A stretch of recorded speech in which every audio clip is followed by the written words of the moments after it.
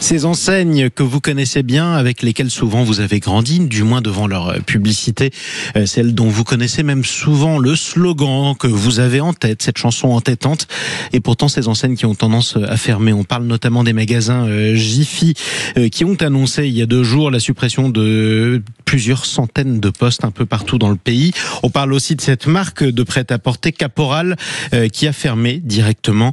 On en parle avec notre invité Laure Bokobza. Bonjour.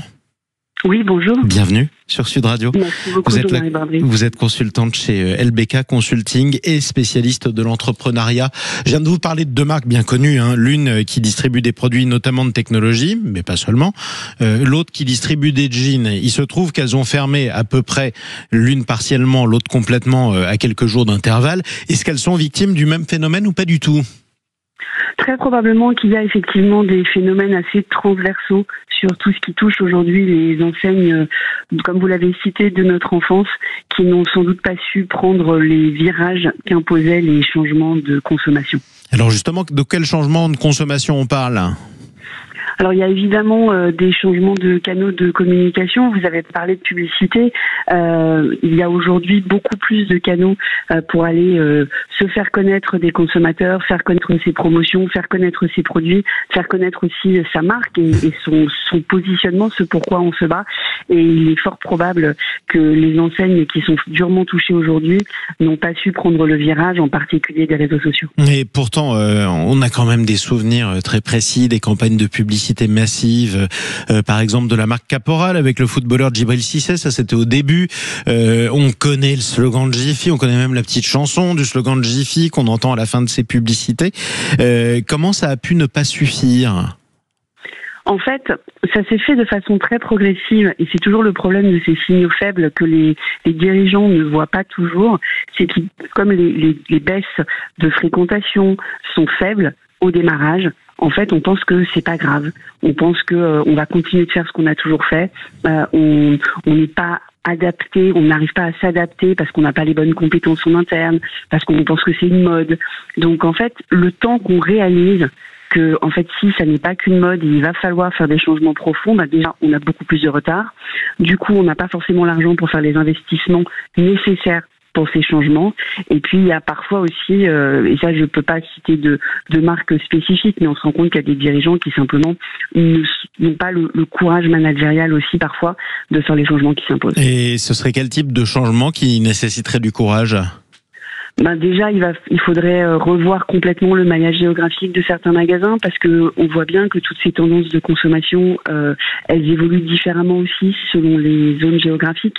Donc, en d'autres termes, ça veut dire il faut en fermer certains pour en ouvrir d'autres. C'est ça que vous nous dites ? Il aurait fallu très probablement revoir complètement le maillage, aussi bien en termes de où il faut en ouvrir, que également en termes de taille de magasin et d'expérience en magasin. Parce qu'on a parlé des réseaux sociaux, il y a évidemment le e-commerce qu'il faut mettre à l'état de l'art de ce qu'attend le consommateur français aujourd'hui, mais il y a également l'expérience au magasin qu'il faut changer. Il faut renouveler plus régulièrement les propositions au magasin, ce qui ne veut pas dire forcément faire des collections toutes les semaines comme certaines marques qui se sont imposées plus récemment, mais à minima, créer l'événement au magasin, donner envie d'y revenir et avoir aussi peut-être des organisations de magasins différentes. En un mot, et pour conclure, Laure Bokobza, même si c'est passionnant et qu'on aimerait passer 1 heure avec vous pour décrypter cette tendance, est-ce que les enseignes qui ont des magasins en propre avec leur nom où elles vendent leurs produits ont encore de l'avenir ou est-ce qu'à terme, elles sont condamnées à se faire grignoter par la vente à distance ?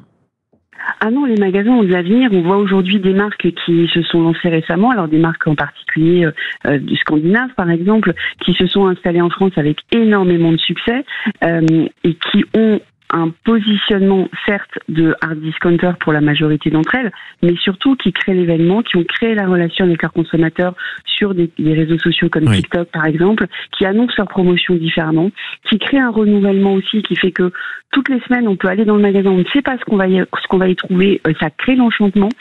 Donc il y a encore des façons évidemment de créer des magasins physiques et de créer du trafic et du chiffre d'affaires en magasin physique en France. Il faut juste le faire un peu différemment des années 80. Oui, on fait effectivement, vous faisiez allusion notamment à ces opérations d'une marque allemande qui vendait des pulls moches, par exemple, mais qui s'arrachaient, par exemple. Exactement, au hasard. Merci beaucoup, Laura Bocobza. On vous réinvitera d'ailleurs pour parler de ce sujet. Vous êtes consultante, je le rappelle, chez LBK Consulting, spécialiste de l'entrepreneuriat.